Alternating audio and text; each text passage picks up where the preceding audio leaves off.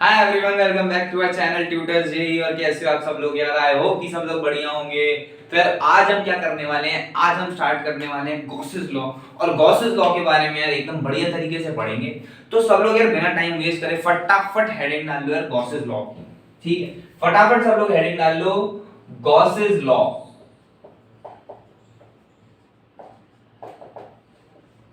अब एक्चुअली में अगर गॉसेस लॉ स्टार्ट करें उससे पहले कुछ थोड़ी थोड़ी चीजें जो है हमको समझनी पड़ती हैं। बहुत छोटी छोटी चीजें हैं, तो वो चीज हम समझ लेते हैं। ठीक है, तो अब वो चीज हमें समझनी है। चलो देखो फटाफट देखते चलते हैं, है ना? देखते चलना, फटाफट समझते चलना। जैसे जैसे बोल रहा हूँ वैसे वैसे चीजें अपने दिमाग में डालते चलना। ठीक है, अब मैं क्या बोल रहा हूँ? मैं बोल रहा हूँ कि यार ऐसा है कि हमारे पास एक स्फीयर है। क्या है? हमारे पास एक स्फीयर है जिसके सेंटर पे एक क्यू चार्ज रखा हुआ है और यहाँ पे इसका रेडियस है आर। इसका रेडियस है आर। अब हम अभी तक इतना इलेक्ट्रो वन कंप्लीट कर चुके हैं, तो हम ये समझ सकते हैं कि यार एक आर दूरी पर इलेक्ट्रिक फील्ड कांस्टेंट होती है। अरे हाँ ना बोल यार। अगर मैं केवल इस आर दूरी पर, केवल इस आर की बाउंड्री पर सोचूं तो क्या मेरी इलेक्ट्रिक फील्ड कांस्टेंट होती है? और वो होती कितनी है? क्या मैं बोल सकता हूं कि मेरी इलेक्ट्रिक फील्ड के क्यू बाय आर स्क्वायर होती है? अरे हाँ ना बोल यार, के क्यू बाय आर स्क्वायर होती है। बहुत बढ़िया, बहुत सुंदर, बहुत सुंदर। लेकिन मैं इसके बारे में बात क्यों कर रहा हूं? मैं इसके बारे में बात क्यों कर रहा हूं? मेरा एम है टोटल फ्लक्स निकालना। मेरा एम है टोटल फ्लक्स निकालना। मेरा एम है टोटल फ्लक्स निकालना। अगर एक स्फीयर के अंदर, एक स्फीयर के अंदर एक क्यू चार्ज रखा हुआ है, तो मेरा एम है कि मुझे टोटल फ्लक्स निकाल के देना है। मेरा एम है मुझे टोटल फ्लक्स निकाल के देना है। अब टोटल फ्लक्स, टोटल फ्लक्स क्या integral of E dot D है?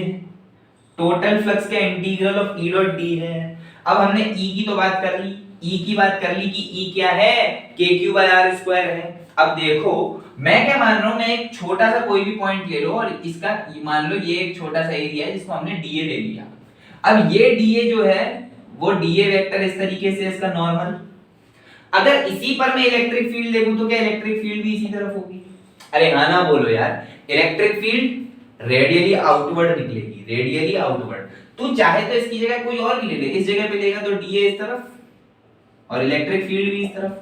इस जगह लेगा तो डीए इस तरफ, इलेक्ट्रिक फील्ड भी इस तरफ। इलेक्ट्रिक फील्ड और एरिया वेक्टर के बीच का एंगल जीरो ही रहेगा, इस सरफेस पे कहीं भी ले ले।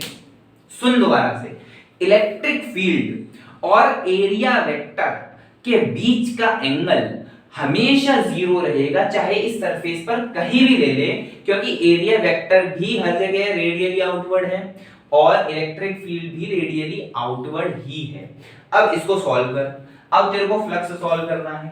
अब तेरे को फ्लक्स सॉल्व करना है तो टोटल फ्लक्स क्या लिखेगा? इंटीग्रल ऑफ के क्यू बाय आर स्क्वायर। अरे हाँ ना बोल यार। और डीए यहां पर एज इट इज। सही बात है, अरे हाँ ना बोल।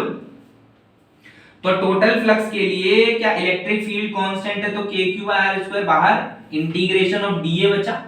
अरे हाँ ना बोल। के क्यू बाय आर स्क्वायर बाहर, के क्यू बाय आर स्क्वायर बाहर। तो अब मैं टोटल फ्लक्स क्या लिख सकता हूं? क्या K Q by R square into 4 pi R square. अरे सुन तो सही, अरे समझ तो सही। क्या पूरा एरिया मांग रहा है? क्या इंटीग्रेशन ऑफ डीए का मतलब क्या इस स्फीयर का पूरा एरिया निकाल दूं? क्या इस स्फीयर का पूरा एरिया निकाल दूं इंटीग्रेशन ऑफ डीए का मतलब? तो क्या यहाँ पे 4 पाई आर स्क्वायर रख दूं? अरे सुन, क्या यहाँ पे 4 पाई आर स्क्वायर रख दूं? अगर 4 पाई आर स्क्वायर रख दूंगा तो क्या यहाँ पर आर स्क्वायर से आर स्क्वायर कट जाएगा और क्या बचेगा? 4 पाई के क्यू। 4 पाई के क्यू क्या बचेगा? 4 पाई के क्यू। अब क्या कर, अब क्या कर, इसमें एप्सिलॉन नॉट का मल्टीप्लाई ऊपर और एप्सिलॉन नॉट का मल्टीप्लाई नीचे। मल्टीप्लाई डिवाइड तो मेरे हाथ में है, मल्टीप्लाई डिवाइड करना मेरे हाथ में है। अब खुद देख, अब खुद देख, क्या 4 पाई एप्सिलॉन नॉट 1 अपॉन के हो जाएगा, या फिर k को 1 अपॉन 4 पाई एप्सिलॉन नॉट लिख सकते हैं। k को 1 अपॉन 4 पाई एप्सिलॉन नॉट लिख सकते हैं। तो 4 पाई एप्सिलॉन नॉट कट गया भाई। k को मैं बोल रहा हूं, k को 1 अपॉन 4 पाई एप्सिलॉन नॉट रख दो। तो जैसे ही तुम k को 1/4 रखोगे 4 कट गया, क्या बचा q बाय एप्सिलॉन नॉट, क्या बचा q बाय एप्सिलॉन नॉट। तो टोटल फ्लक्स जो है वो आ गया q by epsilon not, total flux जो है वो क्या आ गया q बाय एप्सिलॉन नॉट। अरे भाई साहब, अरे भाई साहब ये क्या आ गया, अरे तू समझा, अरे तू समझा, तू नहीं समझा, तू नहीं समझा भाई, तू नहीं समझा। Total flux q by epsilon not है, इसका मतलब ये तो रेडियस पे डिपेंड ही नहीं कर रहा, ये तो इंडिपेंडेंट ऑफ r हो गया, ये तो इंडिपेंडेंट ऑफ r हो गया, ये तो इंडिपेंडेंट ऑफ r हो गया। इसका मतलब मैं छोटा सर्कल रखूं या बड़ा सर्कल, मैं छोटा सर्कल या बड़ा सर्कल, मैं छोटा स्फीयर रखूं या बड़ा स्फीयर रखूं, क्या q बाय एप्सिलॉन नॉट ही रहेगा फ्लक्स, क्या q बाय एप्सिलॉन नॉट ही रहेगा फ्लक्स। बस यही तो बताना है, यही तो तुमको समझाना है, यही तो तुमको बताना है कि देखो भैया ये r पर डिपेंड नहीं कर रहा, तुम चाहे छोटा स्फीयर ले लो चाहे बड़ा स्फीयर ले लो, ये q बाय एप्सिलॉन नॉट ही रहेगा। पहली बात। दूसरी बात, चाहे तू क्यूब ले ले, चाहे तू क्यूब ले ले और इसके सेंटर पे q चार्ज रख ले, तब भी क्या flux q by epsilon not ही रहेगा। चाहे तू कोई भी टेढ़ी मेढ़ी शेप ले ले, सेंटर पे q रख ले, तो क्या तब भी flux q by epsilon not आएगा। अरे हाँ ना बोल, अरे हाँ ना बोल, अरे तू समझा, अरे तू समझा, अरे तू नहीं समझा यार। सबसे पहले flux, total flux q epsilon not कैसे है तू समझ में आया, ये पूरी डेरिवेशन करके। दूसरी चीज हमें चमत्कारी जो हमारी आंखें चौंधिया गई देखने के बाद, वो हमें देख के देखा कि यार ये तो r के इंडिपेंडेंट है, ये तो r पर डिपेंड ही नहीं कर रहा, इसका मतलब ये तो रेडियस पर डिपेंड ही नहीं कर रहा। इसका मतलब क्या मैं छोटा स्फीयर रखूं या बड़ा स्फीयर, क्या मेरा फ्लक्स टोटल फिक्स्ड है, वो q एप्सिलॉन नॉट ही होगा। अरे हाँ ना बोल यार। दूसरी चीज ये है कि शेप भी इंडिपेंडेंट है, शेप पर भी डिपेंड नहीं कर रहा, शेप का भी कोई लफड़ा नहीं है। मैं क्यूब ले लूं तब भी q बाय एप्सिलॉन नॉट, मैं कोई आड़ी टेढ़ी मोटी पतली कोई भी शेप ले लूं क्या तब भी q बाय एप्सिलॉन नॉट। तो इस चीज का तो कोई पंगा ही नहीं रहा, इस चीज का तो कोई पंगा ही नहीं रहा। तो क्या पढ़ के मजा आया, क्या चीज, ये चीज समझ के मजा आया। अरे भाई तो बहुत चमत्कारी चीज है, ये तो बहुत मजेदार चीज है। चल अब आगे देख, अब आगे देख, अब ये देख, अब ये देख, मैंने क्या करा, मैंने ये करा कि यार मैंने क्यू चार्ज बाहर रख दिया और मैंने टोटल फ्लक्स पूछ लिया, इसकी भी शेप, इसका रेडियस भी r है। मैंने क्या करा, पिछले स्फीयर में क्या था, पिछले स्फीयर में क्यू चार्ज अंदर रखा हुआ था, अब मैंने दूसरा केस बना दिया और क्यू चार्ज को बाहर रख दिया। अब मैंने दूसरा केस बना दिया और क्यू चार्ज को बाहर रख दिया, स्फीयर के बाहर रखा हुआ है मेरा क्यू चार्ज। मान लो इसकी दूरी l है, सेंटर से इसकी दूरी l है, सेंटर से इसकी दूरी l है और मुझे फ्लक्स बताना है, मुझे फ्लक्स बताना है। कैसे बताओगे, क्या इसका आंसर मैं 0 लिख दूं, क्या इसका आंसर मैं 0 लिख दूं, क्या फ्लक्स टोटल इस केस में 0 हो गया। अरे एक बात सोच, अरे एक बात सोच, जितनी इलेक्ट्रिक फील्ड लाइन अंदर जा रही है क्या उतनी बाहर जा रही है। ध्यान से सोच, क्या जितनी अंदर जा रही है इलेक्ट्रिक फील्ड लाइन क्या उतनी ही बाहर जा रही है। अरे जितनी अंदर जा रही है क्या उतनी ही बाहर जा रही है, अरे जितनी अंदर जा रही है क्या उतनी ही बाहर जा रही है। तो इस मतलब से नेट जो आएगा क्या वो तो 0 आएगा, जितना नेट आएगा जो टोटल आएगा क्या वो 0 आएगा कि नहीं आएगा। क्यों, क्योंकि जितनी अंदर गई उतनी बाहर निकल गई, जितनी अंदर गई उतनी ही बाहर निकल गई, जितनी अंदर गई उतनी ही बाहर निकल गई। क्या दोनों चीजें समझ में आई, क्योंकि दोनों चीजें आगे काम आने वाली है। क्या ये दोनों चीजें तुझको समझ में आई, क्या ये दोनों चीजें तुझको समझ में आई, हाँ ना बोल, नहीं आई तो रिवाइंड करके दोबारा देख। ठीक है, चलो आगे बढ़ते हैं। अब असल में चलते हैं हम गॉसेस लॉ की। ये चीज समझाना इंपॉर्टेंट था क्योंकि आगे इसी का काम आएगा। ठीक,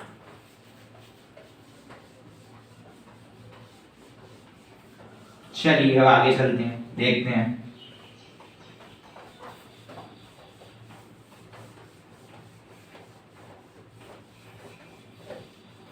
मैं तो वेट कर रहा हूँ तो हमारी फैमिली बड़ी हो, हमारी फैमिली बड़ी हो तो हम भी स्मार्ट बोर्ड लगवाएं।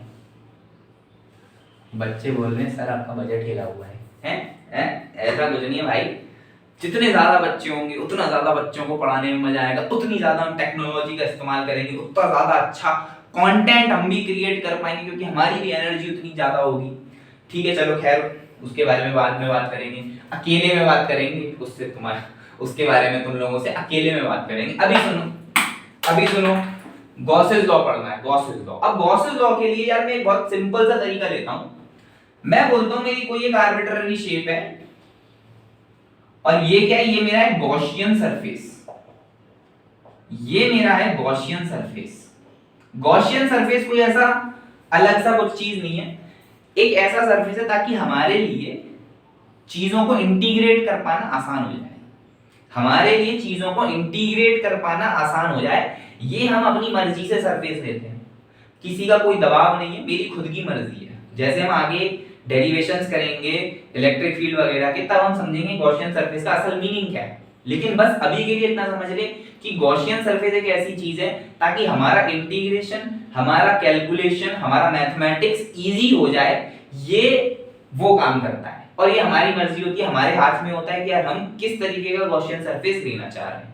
ठीक है, अब मान ले इस गॉसियन सरफेस के अंदर एक चार्ज Q1 है, एक चार्ज Q2 है, बाहर एक चार्ज Q3 है और बाहर एक चार्ज Q4 है।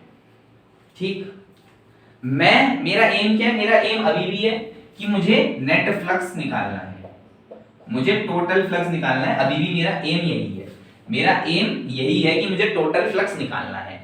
अब टोटल फ्लक्स निकालने के लिए मैं क्या करूंगा, मैं हर एक चार्ज का फ्लक्स लिखूंगा अलग अलग और बाद में ऐड कर दूंगा, क्या तब भी वो टोटल ही रहा।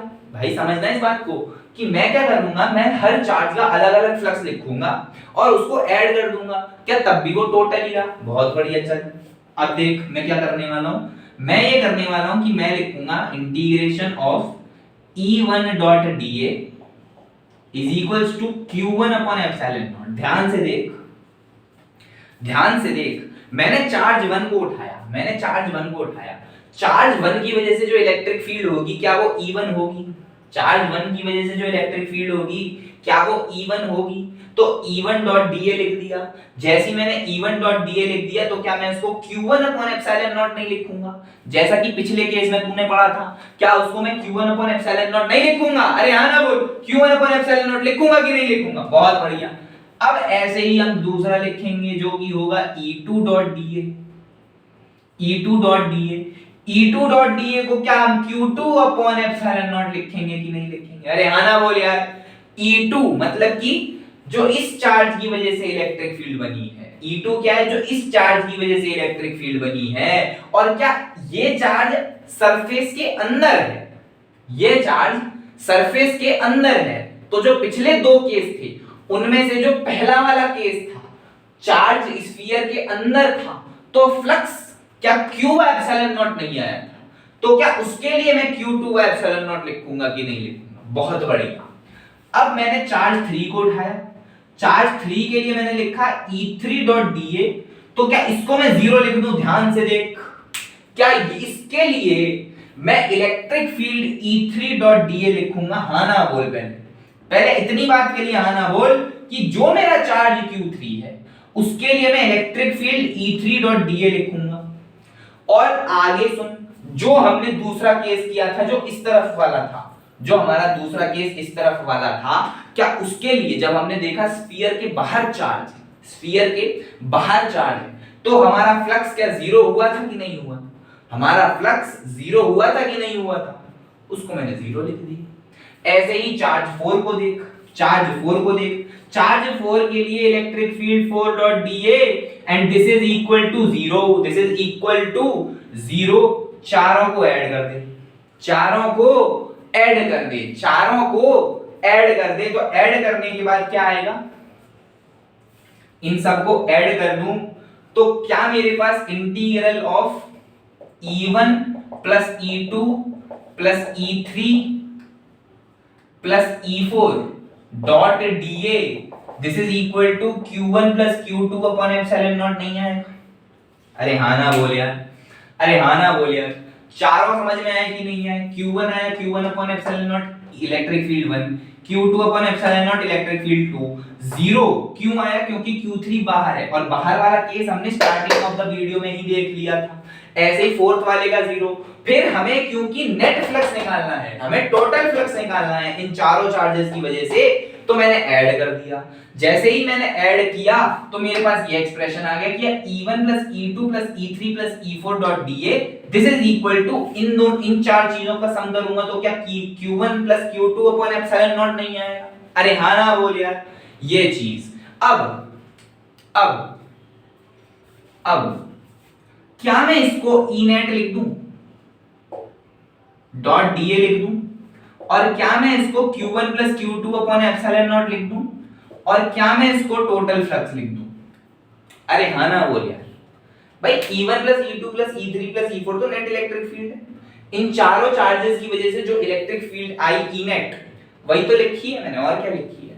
जो मेरा लेफ्ट राइट हैंड साइड का Q1 plus Q2 upon epsilon not वो तो एज इट इज है, लेकिन ये चीज क्या है? ये चीज क्या है? क्या ये नेट फ्लक्स ही तो है? क्या ये नेट फ्लक्स ही तो है? क्या ये नेट फ्लक्स ही तो है? क्या ये नेट फ्लक्स ही तो है?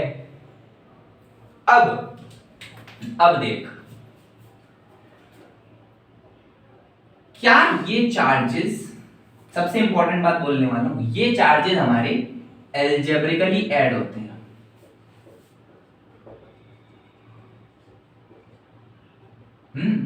ये चार्जेस हमारे एल्जेब्रिकली ऐड होंगे, ये चार्जेस हमारे एल्जेब्रिकली ऐड होंगे। अगर मान ले Q1 2 है और Q2 -3, तो यहां पे Q1 प्लस Q2 में आएगा -1, Q1 प्लस Q2 में आएगा -1, Q1 प्लस Q2 में आएगा -1। ये इंपॉर्टेंट बात है जो मैंने तेरे को पहले ही बता दी है कि ये जो चार्जेस हैं ये यहाँ पे भले ही प्लस लिखा हो लेकिन ये एल्जेब्रिकली ऐड होंगे। अगर Q1 पॉजिटिव है और Q2 नेगेटिव है तो Q1 माइनस Q2 लिखूंगा मैं। सही बात है, हाँ की ना? बहुत बढ़िया। अब देख, अब मैंने इसको क्या लिखा? मैंने इसको लिख दिया जनरलाइज्ड बना के, और मैंने इसको लिख दिया, एक नाम दे दिया Q inside, this is flux net. Q inside, मैंने जो Q1 प्लस Q2 था उसको Q इनसाइड का नाम दे दिया। मैंने जो Q1 प्लस Q2 था मैंने उसको Q इनसाइड का नाम दे दिया। क्या गलत है? क्या Q इनसाइड ही तो है जो इस गॉसियन सरफेस के अंदर Q1 और Q2 लिखा है, क्या उसी का सम है? क्या वो net charge inside of the Gaussian surface ही है?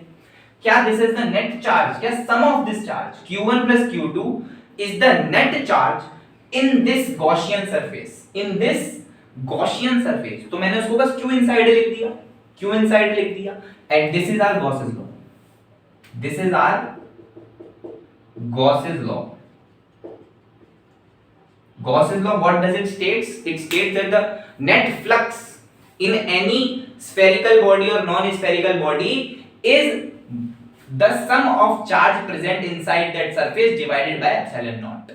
Gauss's law सिर्फ इतना बोलता है कि जो फ्लक्स है मेरे किसी सरफेस के फ्लक्स जो है किसी सरफेस पर वो होता है मेरा net charge inside of that surface, जितना भी सरफेस के अंदर चार्ज है डिवाइडेड बाय एप्सिलॉन नॉट। अब अंग्रेजी में बोल दो हिंदी में बोल लो कोई मतलब नहीं है, तुम्हें ये चीज समझ में आनी चाहिए जो मेरी असल मैथमेटिक्स है, जो मेरी असल फिजिक्स है। जो मेरा फ्लक्स है, जो मेरा टोटल फ्लक्स है, वो नेट चार्ज जो भी मेरा इनसाइड है डिवाइडेड बाय एप्सिलॉन नॉट इसके बराबर होना चाहिए, इसके बराबर होना चाहिए, इसके बराबर होना चाहिए। अब मैं तुमको 5 स्टेटमेंट लिखवाऊंगा, 5 स्टेटमेंट। उन पांचों स्टेटमेंट में तुमको बताना है कि ट्रू है या फॉल्स है, ट्रू है या फॉल्स है। 5 स्टेटमेंट लिखवाऊंगा, वो पांचों स्टेटमेंट तुमको समझ में आने चाहिए। पांचों स्टेटमेंट बहुत इंपॉर्टेंट है, बताने हैं कि ट्रू है या फॉल्स है। इतना नोट कर लिया तो बहुत अच्छी बात है, नहीं तो मैं रब करने वाला हूं, पॉज करके लिख लेना। ठीक है, चलिए।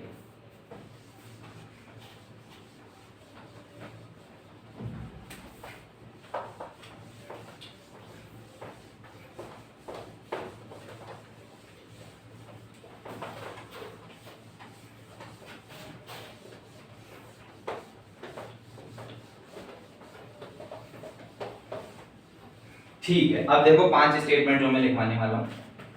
देख, सबसे पहले तो हमने क्या लिखा था, गॉसेस लॉ। गॉसेस लॉ क्या है हमारा, integration of E net dot D A, this is equal to Q inside upon epsilon naught and this is equal to the net flux. अब इंटीग्रेशन पे बोला देख के घबरा मत जाना, दिस इज सरफेस इंटीग्रल, ऐसा कुछ खास नहीं है, बस किसी सरफेस, क्लोज्ड सरफेस के लिए हम एक गोला बना देते हैं कि क्लोज्ड सरफेस है तो बस उसका गोला है। अब देख पहला स्टेटमेंट, पहला स्टेटमेंट है if net flux is zero this implies Q inside is zero.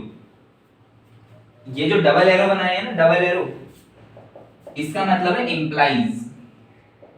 Implies मतलब क्या है कि अगर ये सही है, ये अगर बात है तो इस बात के कारण से ये बात भी सही है।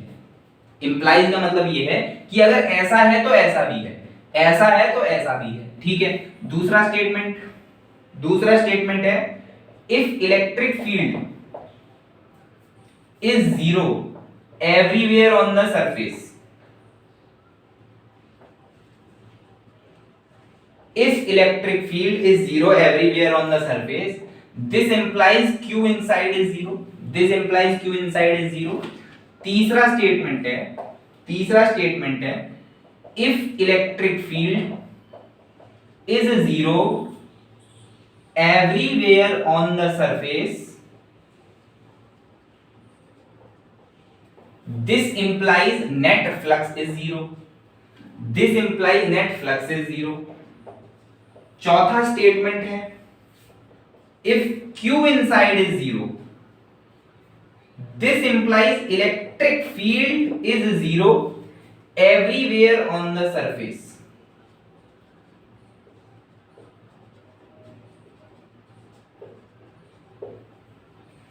पांचवा स्टेटमेंट है if net flux is zero this implies electric field is zero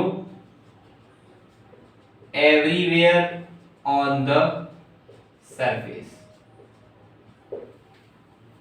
ये मेरे 5 स्टेटमेंट हैं, इनमें से तुमको बताना है कि सही कौन से हैं और गलत कौन से, मतलब ट्रू कौन से और फॉल्स कौन से हैं। ये 5 स्टेटमेंट अगर तुमने समझ लिए तो तुम्हें गॉसेस लॉ की आधी परेशानियां, आधी प्रॉब्लम्स जो हैं वो सही से समझ में आ जाएंगे। ठीक है, ये चीज याद रख और फिर इन पांचों को सोच, ये चीज याद रख और फिर इन पांचों को सोच। ठीक है, बहुत बढ़िया। अब पहला स्टेटमेंट पढ़। पहला स्टेटमेंट क्या बोलता है कि अगर नेट फ्लक्स जीरो है तो इसका मतलब क्यू इनसाइड जीरो है। अब पहला एक्सप्रेशन देख, अगर ये चीज जीरो हो गई तो क्या ये चीज भी जीरो है? अरे हाँ ना बोल यार, अरे हाँ ना बोल, ये चीज जीरो है, हाँ तो हाँ ये बात सही है, जीरो होगा भाई। नेट फ्लक्स जीरो है तो ये जीरो होना चाहिए। अरे होना चाहिए कि नहीं होना चाहिए? ये जीरो कब हो सकता है? एप्सिलॉन नॉट तो जीरो हो नहीं सकता, उसकी फिक्स्ड वैल्यू होती है। तो जीरो कौन करेगा? क्यू इनसाइड जीरो करेगा। बहुत बढ़िया, सही है। This is true statement, this is true statement, this is correct statement. दूसरा पढ़, दूसरा क्या बोल रहा है कि if electric field is zero everywhere on the surface this implies Q inside is zero. मतलब ये बोल रहा है कि यार इलेक्ट्रिक फील्ड अगर जीरो हो गई तो इसका मतलब ये भी जीरो होगा। अरे हाँ ना बोल, अगर इलेक्ट्रिक फील्ड जीरो हो गई तो ये पार्ट जीरो हो गया, ये पार्ट जीरो होगा तो ये पार्ट भी जीरो होना चाहिए। और ये पार्ट जीरो कब हो सकता है? जब क्यू इनसाइड जीरो हो जाए। तो सही बात लिखी है, this is also true, this is also true, this is also true. तीसरा स्टेटमेंट क्या बोल रहा है? If electric field is zero everywhere on the surface this implies flux total is zero. अब भाई फिर से ये अगर जीरो हुआ, ये पार्ट अगर जीरो हो गया तो ये पार्ट भी जीरो होना चाहिए, लॉजिकल बात है, ये पार्ट भी जीरो होना चाहिए। तो इसका मतलब ये भी ट्रू है, ये भी ट्रू है। चौथा स्टेटमेंट, अगर Q इनसाइड जीरो हुआ तो इसका मतलब electric field is also zero on the surface. क्या बोल रहा है कि अगर ये जीरो हो गया मतलब Q इनसाइड जीरो मतलब कि ये जीरो, अगर ये जीरो हुआ तो ये भी जीरो होना चाहिए, इलेक्ट्रिक फील्ड भी जीरो होना चाहिए। सही बात है, बिल्कुल सही बात। अरे सर वो जीरो था तो वो भी जीरो हो गया, तो अब ये जीरो होगा तो ये भी जीरो हो जाएगा। सही बात है कि नहीं बात है? अरे हाँ ना बोलो यार। तो दिस इज आल्सो ट्रू। गधे हो कहते हैं, गधे नहीं है ये, दिस इज नॉट ट्रू। सुनो इस बात को, ये चीज जीरो है, ठीक है, ये चीज जीरो है, तो इसका मतलब ये इंटीग्रेशन जीरो होगा। समझे इस बात को, समझे फर्क है दोनों बातों में। क्यू इनसाइड जीरो हुआ, ये चीज जीरो, अगर क्यू इनसाइड जीरो हुआ तो ये चीज जीरो हो गई। सही बात है कि नहीं? ये चीज जीरो हो गई तो इसका मतलब ये जो इंटीग्रेशन है ये भी जीरो हो गया। अरे हाँ ना बोल यार, ये जो इंटीग्रेशन है ये भी जीरो हो गया। अब जब ये इंटीग्रेशन जीरो हो गया तो इसकी गारंटी नहीं है कि नेट इलेक्ट्रिक फील्ड जीरो होगी। नेट इलेक्ट्रिक फील्ड जीरो होगी, इसकी गारंटी नहीं है, इसकी गारंटी नहीं है। तो इसका मतलब ये फॉल्स है, ये फॉल्स है। अब देख पांचवा पढ़ कि अगर टोटल फ्लक्स जीरो है इसका मतलब क्या, इलेक्ट्रिक फील्ड जीरो होगी। फिर से वही बात, अगर टोटल फ्लक्स जीरो है तो इसका मतलब ये इंटीग्रेशन जीरो है, ये इंटीग्रेशन जीरो है। तो इसकी कोई गारंटी नहीं है कि फील्ड जीरो होगी, इसकी कोई गारंटी नहीं है कि फील्ड जीरो होगी। तो इसका मतलब ये भी फॉल्स है। अब आपके दिमाग में आ रहा होगा सर जब आप फील्ड जीरो कर रहे थे तब तो आप उसको जीरो कर रहे थे, जब भाई साहब एक एलिमेंट ही इंटीग्रेशन का जीरो हो गया तो पक्की बात है ना कि इंटीग्रेशन जीरो हो ही जाएगा। जब एक एलिमेंट ही जीरो हो रहा है इंटीग्रेशन का तो इसका मतलब पक्का है कि वो जीरो ही हो जाएगा, ठीक है। अब इंपॉर्टेंट बात सुन, इंपॉर्टेंट बात ये है कि जब हमने लिखा था एक्सप्रेशन, कौन सा एक्सप्रेशन, ये वाला expression, E1 plus E2 plus E3 plus E4 dot D, याद कर जब ये एक्सप्रेशन लिखा था, अभी हमने पिछली स्लाइड में यहां पे लिखा था Q1 plus Q2 upon epsilon not.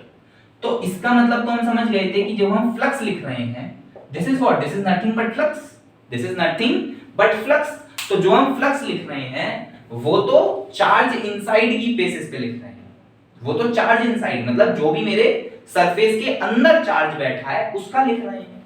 लेकिन जो इलेक्ट्रिक फील्ड है, इलेक्ट्रिक फील्ड का कारण चारों चार्जेस हैं। इलेक्ट्रिक फील्ड का कारण केवल अंदर वाले चार्जेस पर डिपेंड नहीं करता, इलेक्ट्रिक फील्ड डिपेंड करती है सारे चार्जेस पे, चाहे वो अंदर हो चाहे वो बाहर है। ये दो पॉइंट है जो इंपॉर्टेंट है कि फ्लक्स जो है वो केवल इनसाइड वाले चार्ज पर डिपेंड करता है कि जो अंदर चार्जेस हैं, लेकिन फील्ड जो है वो सारे चार्जेस पर डिपेंड करती है, चाहे वो बाहर भी हो चाहे वो अंदर हो। इस बात को याद रखना, ठीक है। इसको लिख ले, इसके बाद हम आगे चलते हैं, एक दो सवाल करते हैं तब और भी मजा आएगा, ठीक। चलो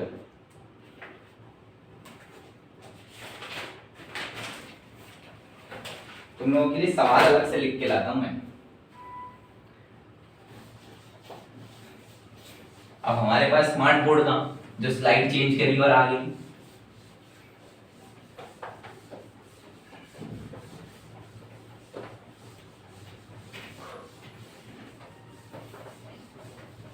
अब तुम्हारे सामने मैं 3 कटोरे बनाऊंगा, ठीक है। क्या बनाऊंगा? 3 कटोरे।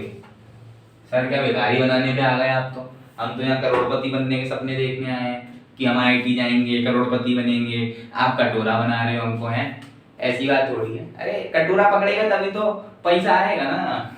देख, एक तेरा क्लोज्ड कटोरा है, ये कटोरा क्या है? क्लोज्ड, क्लोज्ड कटोरा, क्लोज्ड कटोरा।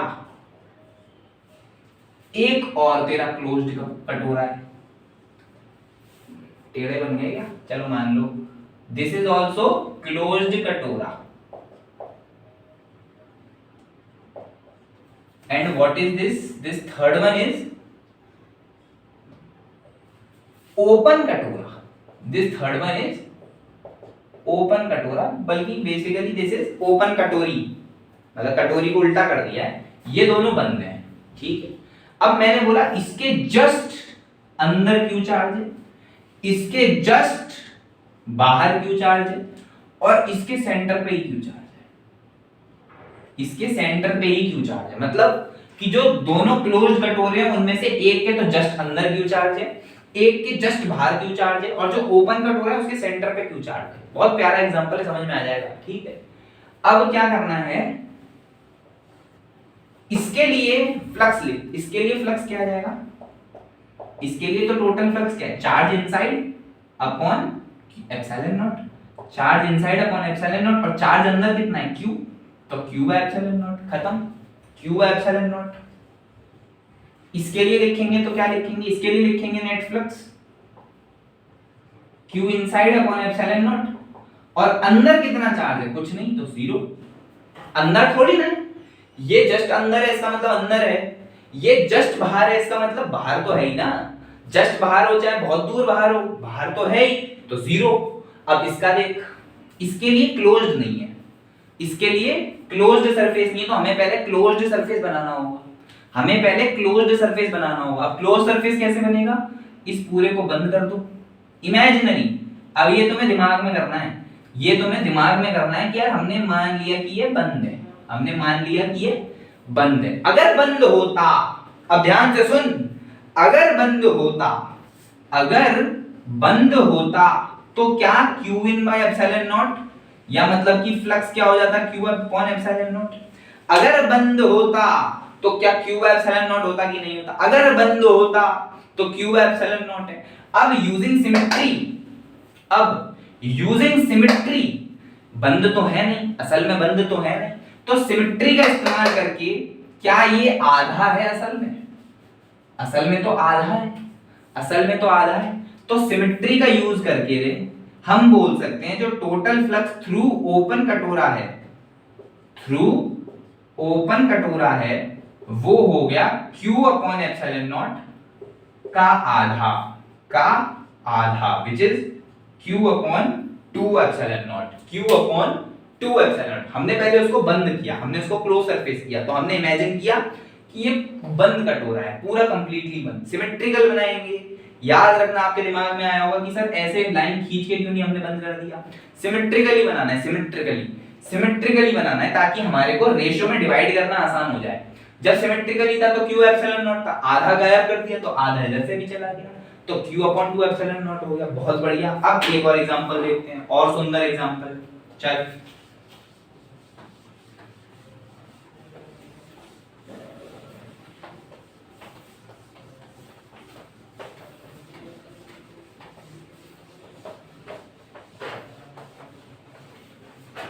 देख,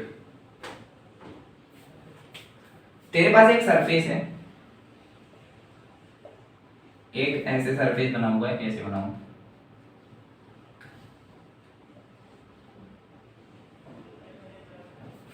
ऐसे एक सरफेस बना हुआ है।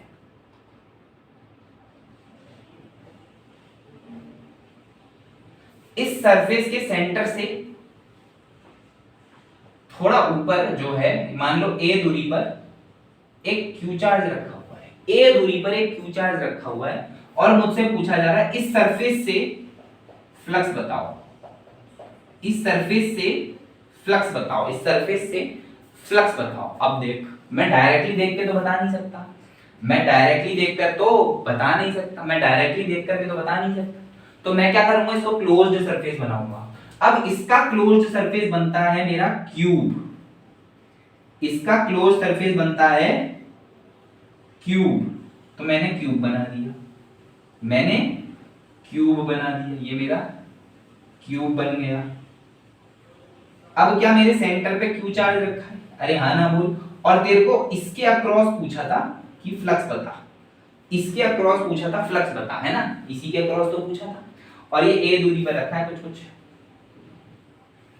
ठीक है, समझा कि नहीं। तेरे को इस सरफेस से पूछ रहा है फ्लक्स बता, एक क्यू चार्ज ए दूरी पर रखा है, पर तू नहीं बता सकता, तू नहीं बता सकता, तुझे क्लोज सरफेस चाहिए, तो तूने एक क्यूब बना दिया, एक क्यूब बना दिया। अब इस क्यूब से फ्लक्स थ्रू दिस क्यूब, ये तुझे पता है कि यार ये क्यू अपॉन एप्सिलॉन नॉट होगा, ये क्यू अपॉन एप्सिलॉन नॉट होगा, क्योंकि क्यू चार्ज अंदर है, क्यू अपॉन एप्सिलॉन नॉट होगा। अरे हाँ ना बोल यार, अरे हाँ ना बोल यार, अरे हाँ ना बोल यार प्लीज, हाँ ना बोल, ठीक है, क्यू एप्सिलॉन नॉट होगा। अब तू देख कितनी साइड्स है, कितनी साइड्स हैं इस क्यूब की, इस क्यूब की कितनी साइड्स हैं, 2 2 4 2 6, भाई कार्डबोर्ड का डब्बा है और क्या है, एक कार्डबोर्ड का डब्बा है, 2 2 4 2 6, तो 6 साइड्स हो गई, 6 साइड्स हो गई, लेकिन मैंने तो एक से पूछा है। समझना है इस बात को कि भैया जब 6 साइड्स हैं क्यूब की, 6 साइड्स हैं क्यूब की, तब तेरा फ्लक्स है क्यू अपॉन एप्सिलॉन नॉट, तो जब एक साइड होगी क्यूब की, क्योंकि मुझे तो एक साइड से ही चाहिए ना, मेरा ओरिजिनल सवाल तो ये है, मुझे एक साइड से चाहिए, तो एक साइड से क्या q अपॉन 6 एप्सिलॉन नॉट होगी, क्या एक साइड से क्या q अपॉन 6 एप्सिलॉन नॉट होगी। तो इसका मतलब जो टोटल फ्लक्स है थ्रू वन फेस या through one side is q upon 6 epsilon naught, and this is my final answer, this is my final answer, यही मेरा फाइनल आंसर है कि भैया इस सरफेस से अगर q चार्ज थोड़ा ऊपर है तो मेरा फ्लक्स जो है वो है q by 6 epsilon not, q by 6 epsilon not. बहुत बढ़िया, मजा आ गया। चलिए इतना ही यार मुझे आज के लिए बताना था, हमने गॉसिप लॉ समझ लिया। अब हम इस पे जैसे जैसे क्वेश्चन करेंगे, इतने अच्छे अच्छे क्वेश्चन करेंगे, उतना ज्यादा हमको ये और क्लियर हो जाएगा। बाकी अपने एंड से तुम जो क्या कर सकते हो, तुम और इसके सवाल करो और अच्छे अच्छे क्वेश्चंस करो, एग्जांपल्स करो। कुछ प्रॉब्लम आए तो कमेंट में डाल दो, कमेंट कर दो कमेंट बॉक्स में, तो मैं पक्के से आपको जो है आंसर दे रहा हूँगा। चैनल को सब्सक्राइब कर दो यार, क्योंकि बहुत जो है लोग सब्सक्राइब ही नहीं कर रहे, देख के चले जाते हैं। सब्सक्राइब करो चैनल को, वीडियो को लाइक करो, अपने दोस्तों को बताओ और दोस्तों से भी सब्सक्राइब कराओ, ठीक है। शेयर कर देना वीडियो को, अच्छी लगे तो लाइक कर देना। चलिए आज के लिए थैंक यू।